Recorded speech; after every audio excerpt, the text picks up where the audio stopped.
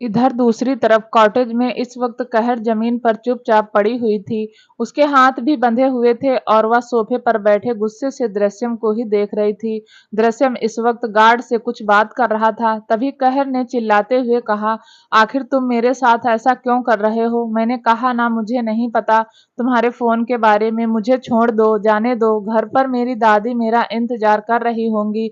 उसकी यह बात सुनकर दृश्यम ने गुस्से के साथ कहा, क्या तुम्हें अच्छा लगता है मेरी बातों को बीच में काटने से? अगर तुम्हें अच्छा लगता है तो मैं तुम्हें पहले बता देता हूँ, जब कोई मेरी बातों को बीच में काटता है तो मुझे बिल्कुल भी अच्छा नहीं लगता। इसलिए अपनी हद में रहो, वही तुम्हारे लिए अच्छा है। यह सुनकर कहर फिर से चुप हो गई, लेकिन उसे यहाँ से किसी तरह से भागना था। तभी उसे कुछ समझ आया और फिर उसके चेहरे पर एक अजीब सी स्माइल आ गई।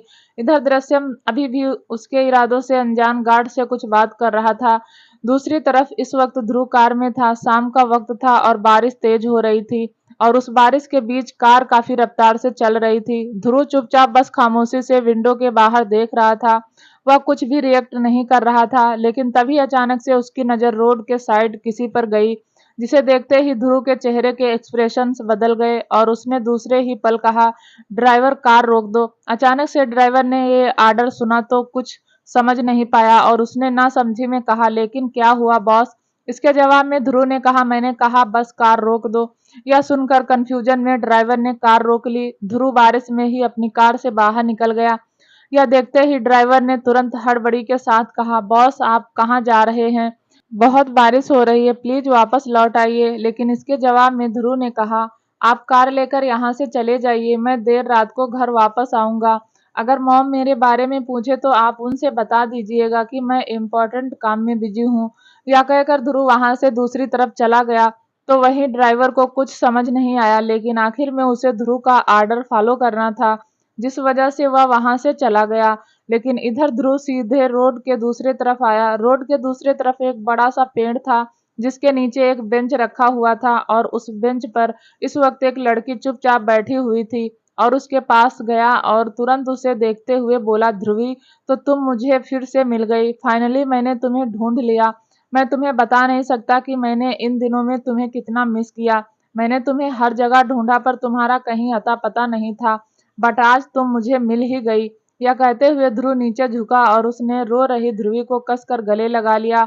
और वह ध्रुवी ने जब किसी अनजान शख्स को देखा तो एक पल के लिए डर गई और उसने दूसरे पल ध्रुव को धक्का दे दिया। ध्रुव 2 कदम दूर हुआ और ना समझी में उसे देख कर बोला, क्या हुआ, तुम रो क्यों रही हो?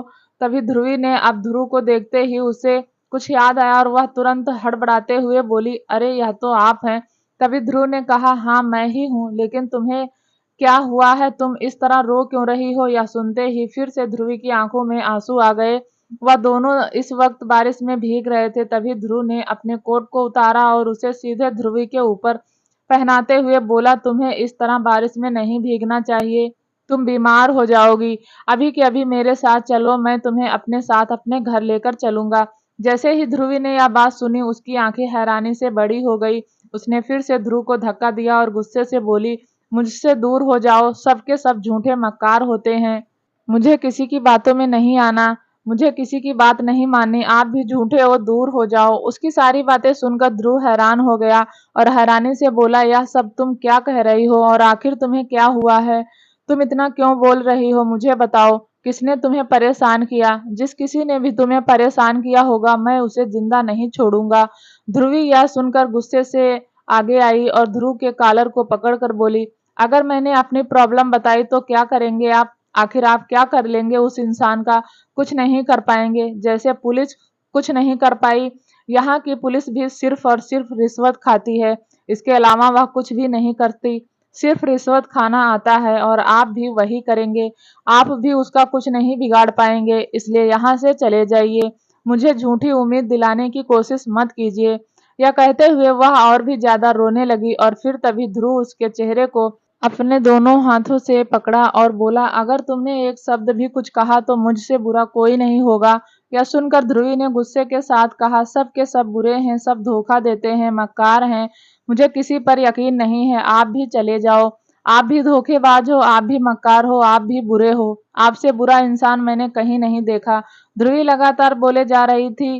फिर तभी अचानक से उसके होंठ किसी के होठों से भर गए और उसकी बात उसकी जुबान में ही अटक गई। बारिश का मौसम था और वह ध्रुवी को किस कर रहा था और वहां एक अलग ही रोमांटिक सा माहौल बन गया था। ध्रुवी को तो एक पल के लिए समझ नहीं आया कि उसके साथ क्या हो गया। वह बिल्कुल शौक होकर ध्रुव को देखते रह गई। ध्रुव ने उसे और भी ज्यादा कस कर अपनी बाहों में खींच लिया और उसे प्यार करने लगा। ध्रुवी बिल्कुल शौक थी, उसे यकीन नहीं हो रहा था कि आज उसकी जिंदगी इस तरह से बदल जाएगी। आज वह इस तरह से अपनी जिंदगी की पहली किस एक अनजान इंसान को दे देगी। बारिश बहुत तेज हो गई थी। तभी वहां जोरदार बिजली कड़की। बिजली कड़कने की आवाज सुनकर ही वह अब होश में वापस आई। होश में आते ही उसने ध्रुव को जोर से धक्का दे दिया और गुस्से से बोली, आपकी हिम्मत कैसे हुई मुझे छूने की? ध्रुव, जो खुद ही समझ नहीं पाया था कि उसने आखिर यह क्या सोचकर ध्रुवी के साथ ऐसा किया, वह एकदम से हैरान था और उसने दूसरे ही पल कहा, शायद मैंने गलती से तुम्हें किस किया। आई एम सो सॉरी, मुझे माफ कर दीजिए। अब ध्रुवी गुस्से से चिल्लाते हुए बोली, पहले तो आपने मेरी पहली किस ले ली और अब आप गलती बता रहे हैं। आपकी हिम्मत कैसे हुई? मैं आपको जेल में भिजवा दूंगी। अब खुद को समझते क्या हैं? आप होंगे कहीं के महाराजा, लेकिन आपने मेरे साथ गलत किया। उसके इस तरह जोर-जोर से चिल्लाने से ध्रुव ने कहा, पहले तुम शांत हो जाओ। मुझे पता है तुम्हारे साथ मुझे ऐसा नहीं करना चाहिए था, लेकिन मैं क्या करता? उस वक्त मैं खुद को कंट्रोल नहीं कर पाया। तुम इस तरह से मेरे ऊपर इल्जाम लगा रही थी और मुझे खुद से दूर किए जा रही थी, इसलिए मैं बस तुम्हें शांत करने की कोशिश कर रहा था। तभी ध्रुवी अपनी आंखें बड़ी करते हुए बोली, तो आप किसी लड़की को इस तरह से शांत करवाते हैं? क्या इससे पहले भी आपने लड़कियों को इसी तरह से शांत करवाया है? उसकी यह बात सुनकर ध्रुव के एक्सप्रेशंस बदल गए। उसने अपनी भौहें चढ़ाते हुए कहा, या क्या बकवास कर रही हो तुम? इसके जवाब में ध्रुवी ने गुस्से के साथ कहा, बकवास नहीं कर रही हूँ, बल्कि मैं बिल्कुल सच कह रही हूँ। सच सच बताइए, आखिर कितनी लड़कियों के साथ आपने ऐसा कुछ किया है? तभी ध्रुव गुस्से से आगे आया और उसको पकड़ते हुए बोला, तुम मेरे बारे में गलत सोच रही हो। आज तक तुम्हारे अलावा किसी भी दूसरी लड़की को टच तक नहीं किया, तो किस करना की दूर की बात है। उसकी आवाज सुनकर ध्रुवी गुस्से के साथ हंसते हुए बोली, आप इतना झूठ क्यों बोलते हो? आपको क्या लगता है मैं आपकी झूठी बातों में आ जाऊंगी? उसके जवाब में ध्रुव ने कहा, मैं झूठ नहीं बोल रहा हूँ, मैं बिल्कुल सच बोल रहा हूँ। अगर तुम्हें मुझ पर यकीन नहीं करना तो मत करो, लेकिन यही सच है। मैंने तुम्हारे अलावा कभी किसी लड़की की तरफ देखा तक नहीं। यह सुनकर ध्रुवी ने गुस्से के साथ कहा, और मैं जान सकती हूँ ऐसा क्यों? मैं तुमसे प्यार करता हूँ। तुम पहली नजर का मेरा प्यार हो। जब मैंने तुम्हें पहली बार उस स्कूल यूनिफॉर्म में देखा था, उस वक्त मैंने तुम्हें अपना दिल दे दिया था। तुम पहली नजर में मेरे दिलो दिमाग में इस तरह हावी हो चुकी थी कि मैं तुम्हारे अलावा किसी दूसरी लड़की के बारे में सोच भी नहीं सकता था। और तुम यहाँ मुझ पर इल्जाम लगा रही हो। देखो, आई नो तुम्हारी नजरों में बड़े बड़े इंसान झूठ, धोखेबाज और मक्कार होंगे। मैं उन इंसानों में से नहीं हूँ। मुझे पता है कि सामने वाले के साथ मुझे कैसे व्यवहार करना है। पता नहीं क्यों, पर ध्रुवी की यह सारी बातें सुनकर ध्रुवी को अंदर तक बहुत अजीब सा एहसास दिला रही थी। उसे ऐसा लग रहा था कि जैसे वह झूठ पर यकीन कर सकती है। लेकिन तभी उसने गुस्से के साथ कहा, मुझे आपकी बातों पर कोई यकीन नहीं है। मुझे अच्छे से पता है आप भी उन्हीं में से एक हैं। यहाँ पर आप प्यार की बातें करते हैं और फिर जब टाइम आने पर जरूरत होती है तो आप 2 मिनट में गायब हो जाते हैं। मुझे आपसे कोई मतलब नहीं है, चले जाइए यहाँ से। या कहकर वहां से जाने लगी, लेकिन तभी वहां पर एक बार फिर से जोरदार बिजली कड़की। बिजली कड़कते ही अचानक से ध्रुवी समझ नहीं पाई और वह तुरंत डर कर ध्रुव के सीने से लग गई। ध्रुव ने जैसे ही उसे अपने सीने के पास आते देखा, उसके चेहरे पर एक हल्की सी स्माइल आ गई। उसने उसे बारिश के मौसम में अपनी बाहों में भर लिया और बोला, तुम फिक्र मत करो, तुम्हें किसी भी चीज से डरने की जरूरत नहीं है। मैं यहाँ तुम्हारे साथ हूँ। यह सुनकर ध्रुवी ने डरते हुए कहा, मुझे बिजली से डर लगता है, प्लीज मुझे यहाँ से जल्दी से लेकर चलिए। अगर मैं एक बार सेफ जगह पहुँच जाऊंगी, उसके बाद मैं आपको छोड़ दूंगी, लेकिन जब तक आप मुझे सेफ जगह नहीं पहुँचाते, तब तक मैं आपको नहीं छोड़ने वाली। उसकी यह सारी बातें सुनकर ध्रुव ने खुद से कहा, क्या यह लड़की पागल हो चुकी है? मैं खुद इसे नहीं छोड़ने वाला। यह मुझे क्या छोड़ेगी। यह कहते हुए उसने उसे अपनी गोद में उठा लिया और उसे लेकर सीधे कार की तरफ बढ़ गया। बार बार बिजली कड़क रही थी, बार बार ध्रुवी डर से ध्रुव के सीने से लग रही थी और यह सब कुछ देख ध्रुव को काफी मजा आ रहा था। इसलिए उसने ध्रुवी को डराते हुए कहा, आज मैंने न्यूज में देख रखा था कि सारा दिन और सारी रात बारिश होने वाली है और इसी तरह सारा दिन सारी रात बिजली भी कड़कने वाली है। मुझे लगता है कि तुम अभी बाहर सेफ नहीं हो। चलो मैं तुम्हें अपने फार्म हाउस पर लेकर चलता हूँ, वहां आज रात को अच्छे से बिताना, फिर जब कल मौसम साफ हो जाए तब तुम यहाँ से चली जाना। यह सब कहते हुए उसने उसे कार में बिठाया और खुद बैठ गया। तो वहीं जब ध्रुवी ने यह सुना तो उसने कहा, नहीं नहीं, मुझे किसी के फार्म हाउस पर नहीं जाना। मुझे ऐसे अनजान इंसान के घर पर जाना पसंद नहीं। मैं सीधे अपने घर पर जाऊंगी। लेकिन तभी यह कहते हुए वह एकदम से रुक गई और उसने उदासी के साथ कहा, पर मेरे पास तो मेरा कोई घर भी नहीं है। ध्रुव यह सुनकर चौंक गया। यह सुनकर उसने नासमझी में कहा, तुम्हारे कहने का मतलब क्या है? इसके जवाब में ध्रुवी ने उदासी के साथ कहा, कुछ देर पहले मुझसे मेरा घर छीन लिया गया। अब मेरे पास घर नहीं है। मैं अब रोड के किनारे खुद झोपड़ी बनाकर रहूंगी। उसकी यह सारी बातें सुनकर ध्रुव ने उसके सिर पर हल्के से सहलाते हुए कहा, तुम्हें ऐसा कुछ भी करने की जरूरत नहीं है। जब तक मैं जिंदा हूं तब तक तुम्हें कोई तकलीफ नहीं होगी। ध्रुव के यह कहते ही ध्रुवी ने उसे ध्यान से देखा। पता नहीं क्यों पर ध्रुव उसके लिए मसीहा की तरह था, एक ऐसा मसीहा जो उसे पूरी तरह से सेव करने वाला था। वह सब कुछ महसूस करके ध्रुवी अब आगे आई और सीधे ध्रुव के सीने से लग गई।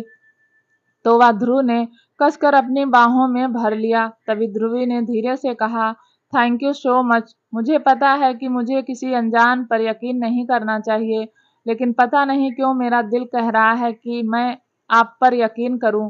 लेकिन प्लीज आप मुझे धोखा मत दीजिएगा। बाकियों की तरह मेरे पास वाकई रहने के लिए घर नहीं है और अगर आप मुझे धोखा दे देंगे तब तो मैं पूरी तरह से अनाथ हो जाऊंगी।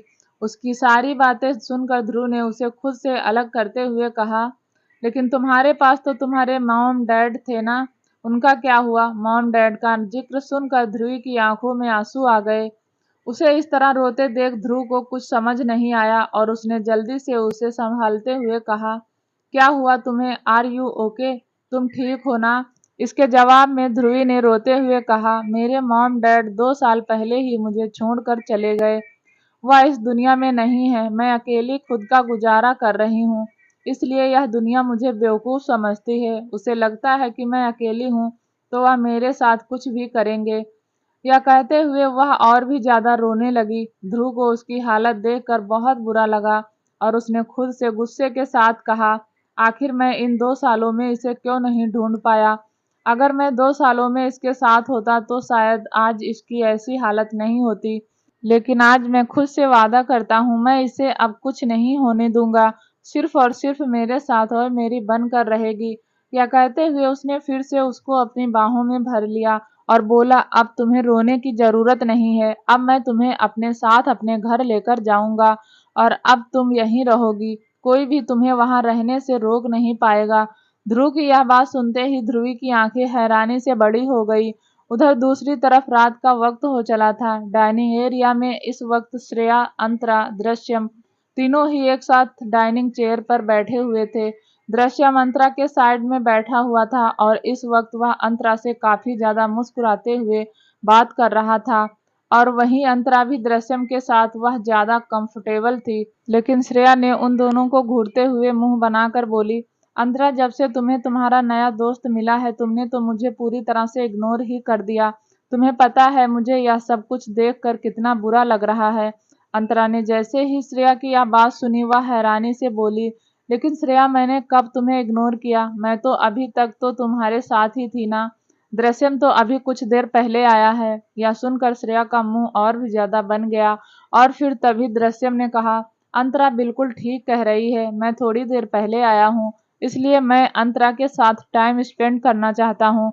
तुम उसकी दोस्त इतने सालों से थी, लेकिन मैं इतने सालों से उसके पास नहीं था, इसलिए वह ज्यादा से ज्यादा इस वक्त मेरे साथ ही टाइम स्पेंड करेगी और इसके लिए मुझे कोई नहीं रोक पाएगा। उसकी यह सारी बातें सुनकर श्रेया ने गुस्से के साथ कहा, यह मेरी दोस्त है और यह सबसे ज्यादा सिर्फ मेरे साथ ही टाइम स्पेंड करेगी। तुम अभी अभी इसी से मिले हो, इसलिए मैं सिर्फ कुछ ही दिनों तक कंप्रोमाइज करूंगी। उसके बाद यह सारा अटेंशन सिर्फ और सिर्फ मुझे देगी, समझे तुम। तभी दृश्यम ने अंतरा के हाथ को पकड़ लिया और बोला, यह मेरी दोस्त है, सबसे पहले उसने मुझसे दोस्ती की थी। तुम मेरे बाद आई हो, इसलिए तुम खुद को मुझसे एकदम नीचे रखो। यह सुनकर श्रेया गुस्से के साथ दांत पीसकर बोली, ऐसा कुछ भी नहीं होगा। अंतरा तुम्हारी दोस्त कभी नहीं बन सकती, वह सिर्फ मेरी दोस्त है। यह सुनकर दृश्यम ने गुस्से के साथ कहा, मैंने कहा ना, वह सिर्फ मेरी दोस्त है। यह कहते हुए उसने अंतरा के हाथ को और भी ज्यादा टाइट पकड़ लिया। इधर अंतरा अपने लिए उन दोनों को लड़ते हुए देखकर हैरान थी और अभी वह कुछ कहती उससे पहले ही रोली ने उन सभी को डांटते हुए कहा, तुम सब बच्चे पहले चुपचाप डिनर करो, अभी तक तुम सब ने डिनर शुरू भी नहीं किया और लड़ाई लड़े जा रहे हो। यह कहते हुए रोली भी अपने चेयर पर बैठ गई। सुरेखा अभी भजन के लिए गई थी, इसलिए वह यहाँ पर नहीं थी। वहां पर सिर्फ अंतरा, श्रेया और दृश्यम ही मौजूद थे। तभी अंतरा ने कहा, आंटी मैं यही तो कब से कह रही हूँ कि यह दोनों लड़ना बंद करें, पर यह है कि मेरी बात भी नहीं सुन रहे। अब आप ही कुछ समझाइए। तभी रोली ने श्रेया को देखकर कहा, श्रेया मेरा दृश्यम थोड़ा जिद्दी है, तुम इसकी बातों का बुरा मत मानना और अब डिनर करो। ये बात सुनकर श्रेया का मुंह बन गया। उसने आखिर में डिनर शुरू किया। तभी उसने ध्यान से दृश्यम अंतरा को देखा। उन दोनों को देखकर श्रेया की आंखों में चमक आ गई और उसने कहा, वैसे अगर तुम दोनों चाहो तो बॉयफ्रेंड गर्लफ्रेंड बन सकते हो। उसके मुंह से जैसे ही अंतरा दृश्यम ने बॉयफ्रेंड और गर्लफ्रेंड शब्द सुना, अचानक से या दोनों ही जोर जोर से हंसने लगे। तो वहीं रोली भी हैरानी से दृश्यम और अंतरा को ही देखने लगी, लेकिन इसके जवाब में अभी कोई कुछ कह पाता उससे पहले ही वहां एक गुस्से भरी आवाज आई, किसने कहा है कि यह दोनों गर्लफ्रेंड बॉयफ्रेंड बन सकते हैं। उस आवाज को जैसे ही सभी ने सुना वह एक पल के लिए शॉक हो गए और वहीं अंतरा जैसे ही पीछे की तरफ देखा वह उसके गुस्से भरे चेहरे को देखकर एक पल के लिए डर गई। उसने कसकर अपनी प्लेट को पकड़ लिया। दानिश की आवाज सुनते ही अंतरा और दृश्यम जो अभी भी एक दूसरे को देख रहे थे वह तुरंत सामने देखने लगे। तो वहीं रोली भी तुरंत दानिश को देखने लगी। जब उसने दानिश को देखा तो वह थोड़ी सी हड़बड़ा गई, क्योंकि उसका आमना सामना दानिश से बहुत कम होता था और उसे उम्मीद नहीं थी कि दानिश इस वक्त डिनर पर आएगा। वह तुरंत अपनी जगह से खड़ी हो गई और किचन में चली गई। अचानक किचन में जाते देख दानिश ने अपने हाथों की मुट्ठियां कसकर बंद कर ली। वह वापस अंतरा और दृश्यम की तरफ बढ़ते हुए बोला, क्या कर रहे हो तुम दोनों? अंतरा ने अपने दांत दिखाते हुए कहा, मैं तो अपने दोस्त के साथ मस्ती कर रही थी। यह सुनकर दानिश उसकी तरफ आया और उसने झटके के साथ दृश्यम और अंतरा के हाथों को अलग कर दिया। यह देखते ही अंतरा और दृश्यम दोनों का ही मुंह बन गया। दृश्यम ने चिढ़कर कहा, भाई आपकी प्रॉब्लम क्या है? वह मेरी दोस्त है, आप क्यों मेरे साथ ऐसा करते हैं?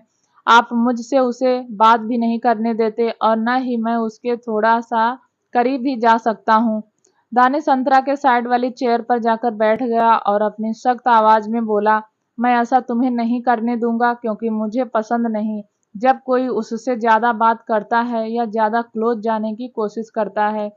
उसकी यह बात सुनकर दृश्यम का मुंह बन गया और उसने चिढ़कर कहा, आपके कहने का मतलब क्या है? वह मेरी दोस्त है, अगर मैं उसके करीब भी जाऊंगा तो इसमें क्या प्रॉब्लम है? दानिश ने गुस्से के साथ कहा, क्या तुम्हें एक बार में मेरी बात समझ नहीं आती?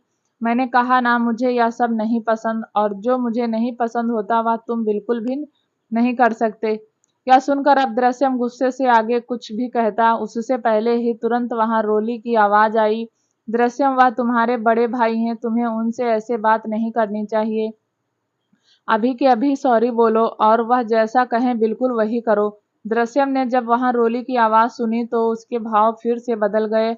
वह गुस्से से बोला, मॉम आप ही बताओ मैंने ऐसा क्या गलत कहा जिसके लिए मैं सॉरी बोलूं? भाई को भी अच्छे से पता है कि वह हमेशा मेरे साथ ऐसे ही करते हैं। ऐसे बचपन में जब मैं अंतरा के साथ खेलने की जिद करता था तो वह हमेशा मुझे अंतरा से दूर कर देते थे, और अब जब वह हमारे साथ रहने लगी तभी भाई मुझे उससे दूर करते रहते हैं। आपको पता है उन्होंने जानबूझकर अंतरा का रूम मेरे रूम से चेंज करवाया, जिससे कि उसका और मेरा रूम एक साथ ना आए, और उन्होंने अंतरा को सबसे कोने वाला रूम दे दिया, जो कि बिल्कुल अकेला है और उस रूम से इनका रूम पास पड़ता है। अंतरा ने जब यह सारी बातें सुनी तो वह एक पल के लिए शॉक हो गई और शौक होकर बोली, क्या यह तुम कह रहे हो, और ऐसा कब हुआ? इसके जवाब में दृश्यम ने गुस्से के साथ कहा, मुंह बनाया और बोला, भाई से ही पूछ लो, कुछ देर पहले उन्होंने ऐसा करवाया और जब मुझे इसके बारे में पता चला तो मुझे बिल्कुल भी अच्छा नहीं लगा। लेकिन दानिश को तो जैसे इन सब बातों से फर्क ही नहीं पड़ रहा था और उसने अपनी भौहें चढ़ाकर कहा, मेरी मर्जी, मैं उसके साथ चाहे जो करूं, उसे मैं इस घर में लेकर आया हूं, इसलिए मैं उसे चाहे जहां रहने के लिए बोलूं, इससे तुम्हें कोई फर्क नहीं पड़ना चाहिए और न ही तुम इस चीज पर मुझसे बहस कर सकते हो। यह सुनकर दृश्यम अपनी जगह से उठकर गुस्से से बोला, ऑल राइट भाई, जब आपको हर चीज में अपनी मर्जी चलानी है तो मैं भी अब वही करूंगा जो मेरी मर्जी में आएगा, क्योंकि मैं भी आपका भाई हूँ। जिस तरह आप जिद्दी हैं इसी तरह से मैं भी जिद्दी हूँ। मैं भी देखता हूँ कि आप कैसे मुझे अंतरा के करीब जाने से रोकते हैं और कैसे उससे बात नहीं करने देते। या कहकर वो गुस्से से वहां से चला गया तो वहीं दानिश ने अपने हाथों की मुट्ठियां गुस्से से कसकर बंद कर ली। इधर रोली उसे जाते देख बोली, दृश्यम बेटा, तुम पहले सॉरी बोलो दानिश से, वह तुम्हारा भाई है, तुम ऐसे गुस्से में नहीं जा सकते और अभी तुमने डिनर भी नहीं किया। लेकिन दृश्यम तब तक जा चुका था। वहीं रोली को समझ नहीं आया कि वह क्या करे, क्योंकि उसे दानिश से डर लग रहा था। वो डरते हुए दानिश को देखने लगी, जो गुस्से से दृश्यम को जाते देख रहा था। तभी उन्होंने मन ही मन कहा, अब मैं क्या करूं, पहले ही दानिश मुझसे बात नहीं करता और वह यह सोचेगा कि मैंने दृश्यम को इस तरह बिगाड़ दिया है, जबकि ऐसा नहीं है, मैंने ऐसा कुछ भी नहीं किया। यह सब कहते हुए अभी वो चुप हुई थी कि तभी वहां अंतरा ने गुस्से के साथ कहा, मैं भी दृश्यम की बात से एग्री करती हूँ, वह मेरा दोस्त है और मैं उससे इस तरह अलग नहीं रह सकती। यह कहकर वह भी गुस्से से उठी और जाने लगी, लेकिन तभी दानिश ने उसकी कलाई को पकड़ा और उसे सीधे वापस चेयर पर बिठा दिया।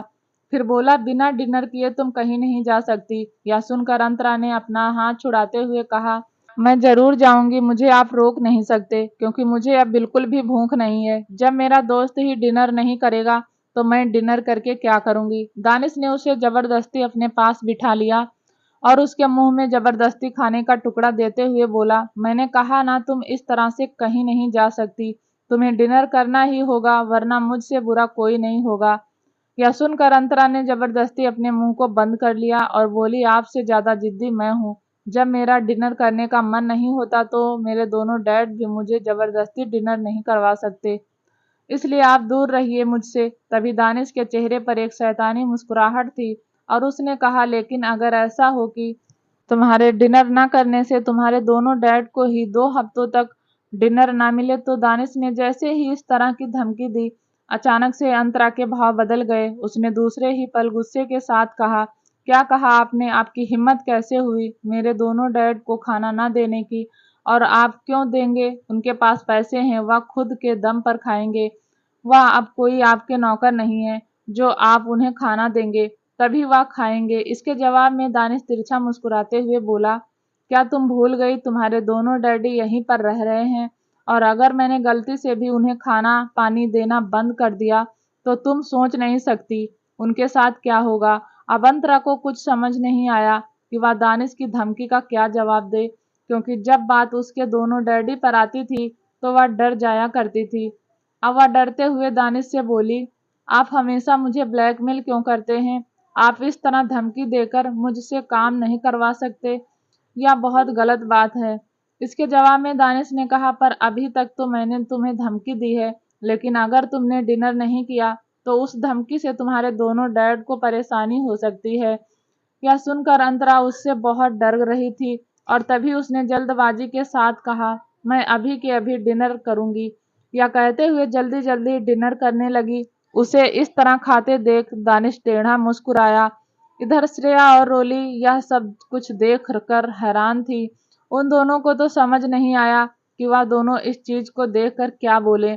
तभी श्रेया ने धीरे से कहा, यह मैं क्या देख रही हूँ, मुझे ऐसा क्यों लग रहा है कि जैसे कुछ तो अलग है, क्योंकि दानिश जैसा इतना हैंडसम गोल्ड इंसान एक लड़की को जबरदस्ती खाना खिलाने की कोशिश कर रहा है, यह अपने में ही बहुत बड़ी बात है। और यह अंतरा की बच्ची कैसे मना कर रही है, इसे तो तुरंत उसे खा लेना चाहिए।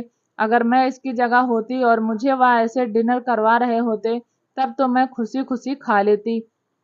या कहते हुए वह मुस्कुराते हुए दानिश को देखने लगी, लेकिन इधर अंतरा चुपचाप हड़बड़ी के साथ डिनर कर रही थी।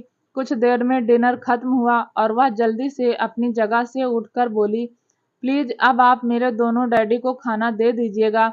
मैंने पूरा डिनर कर लिया, एक भी पीस नहीं छोड़ा। सुनकर दानिश ने अपनी भौं चढ़ाई और उसने प्लेट की तरफ देखा। उसने वाकई कुछ भी छोड़ा नहीं था। यह देखकर दानिश ने कहा, तुमने बहुत अच्छा काम किया, इसके लिए मैं तुम्हें कुछ भी देर में एक अभी अवार्ड दूंगा और अब तुम जा सकती हो। तुम्हारे दोनों डैडी को खाना मिलेगा। अंतरा ने दानिश की आखिरी बात सुनी तो वह खुश हो गई, लेकिन दानिश के उस अवार्ड देने की बात सुनकर उसे कुछ समझ नहीं आया। उसने नासमझी में कहा, कौन सा अवार्ड? आप किस अवार्ड की बात कर रहे हैं? इसके जवाब में दानिश तिरछा मुस्कुराकर बोला, जब मैं उस अवार्ड को तुम्हें दूंगा तब तुम्हें खुद पता चल जाएगा। अब तुम जा सकती हो। यह सुनकर अंतरा ने फिर ज्यादा नहीं सोचा और वह तुरंत दौड़ते हुए अपने कमरे की तरफ जाते हुए श्रेया से बोली, श्रेया तुम भी डिनर करके जल्दी से आ जाओ। श्रेया ने भी यह सुनकर अपना सिर हिलाया और वह जल्दी जल्दी डिनर करके फिर वहां से चली गई। अब वहां पर दानिश और रोली बचे थे। दानिश अभी भी खामोशी के साथ चेयर पर बैठा हुआ था। इधर रोली ने जब वहां किसी को नहीं देखा तो वह भी जल्दी से किचन में जाने लगी, लेकिन अभी वह किचन में जा पाती उससे पहले उसके कानों में दानिश के गुस्से भरी आवाज आ गई, आप मेरी मॉम हैं, लेकिन आप मुझे इस तरह अवॉइड करती हैं जैसे कि आप मेरी कोई दुश्मन है। उसकी यह बात सुनते ही अचानक से रोली के चलते कदम रुक गए और वह हिचकिचाते हुए बोली, दानिश बेटा, क्या तुमने मुझसे बात की? उसके जवाब में दानिश ने कहा, क्या यहाँ आपको कोई और दिखाई दे रहा है जिससे मैं बात करूंगा? यह सुनकर अब रोली को कुछ समझ नहीं आया और उसने कहा, दानिश बेटा, अब मुझे कुछ समझ नहीं आ रहा है। तुम मुझसे नाराज हो ना? तुम तो मुझसे कभी बात नहीं करते, तो फिर अचानक से तुम मुझसे कैसे बात कर रहे हो?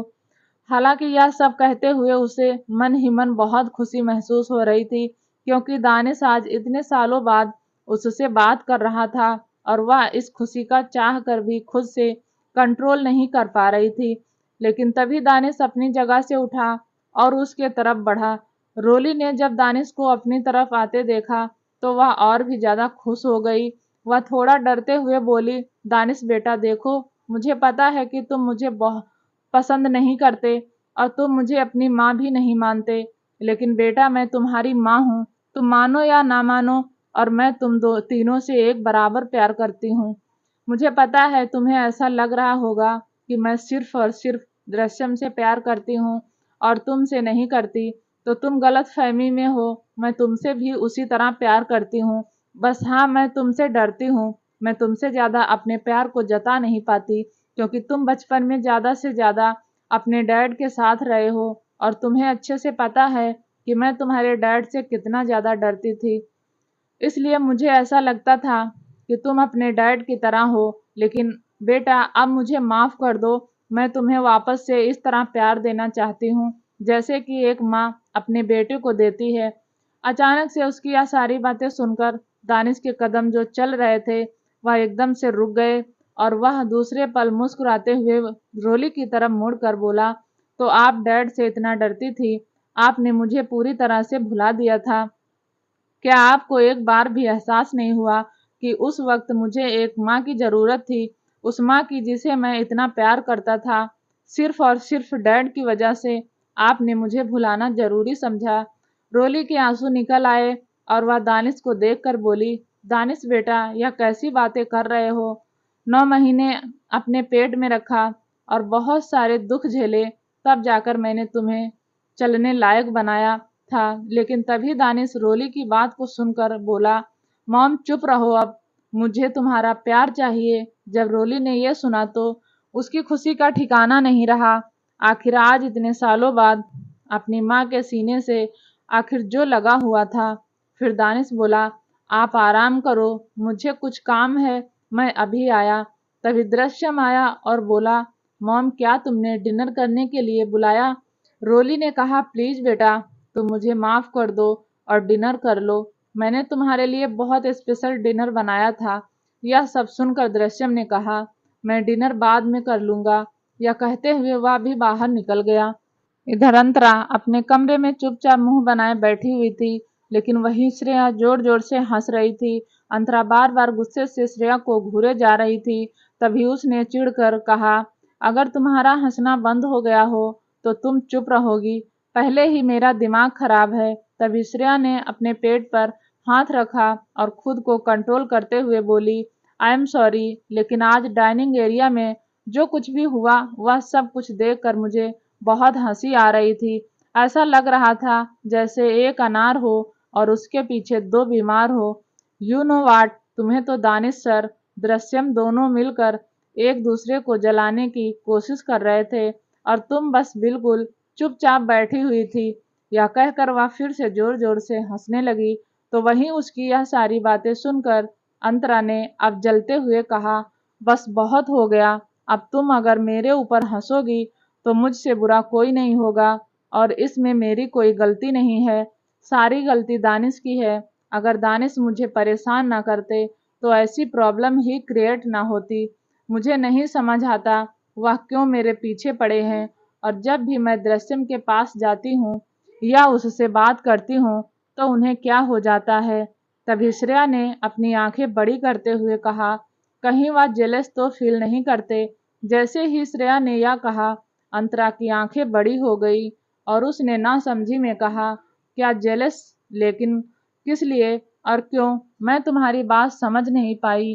तभी श्रेया उसके पास आई और उसे समझाते हुए बोली, देखो, जब एक लड़का एक लड़की से प्यार करता है तो एक लड़का उस लड़की को किसी भी दूसरे लड़के के पास नहीं जाने देता, क्योंकि वह उसी लड़के से जेलस फील करता है।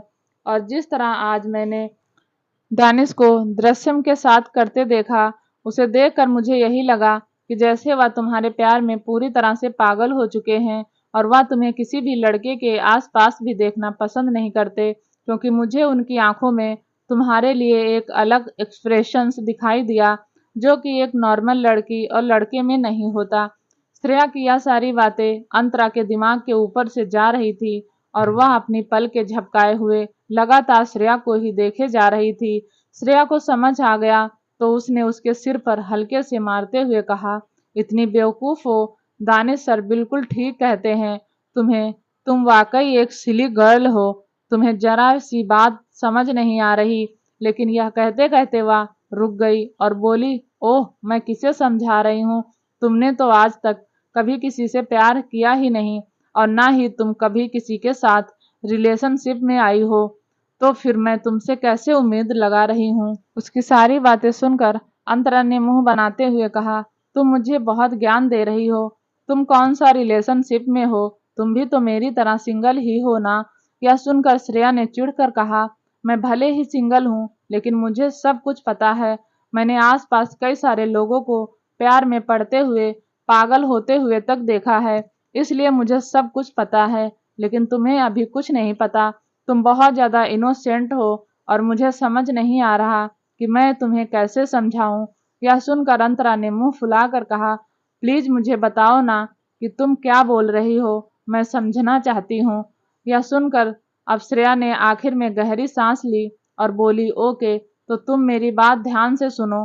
मैं तुमसे यह कहना चाहती हूँ कि जिस तरह से आज दानिश सर और दृश्यम एक दूसरे से तुम्हारे लिए लड़ाई कर रहे थे, मैंने दृश्यम की आंखों में तो नहीं, लेकिन दानिश सर की आंखों में तुम्हारे लिए कुछ अलग एक्सप्रेशंस देखे हैं जो कि एक नॉर्मल इंसान की आंखों में नहीं होता।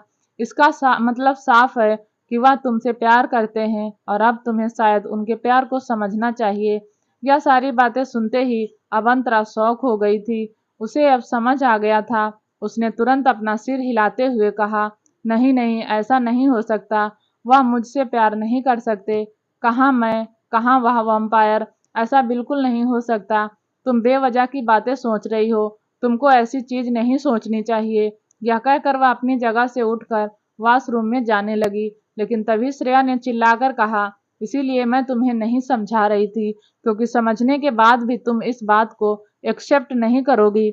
लेकिन कभी तुम दानिश सर की आंखों में ध्यान से देखना, सिर्फ 5 मिनट, ज्यादा नहीं।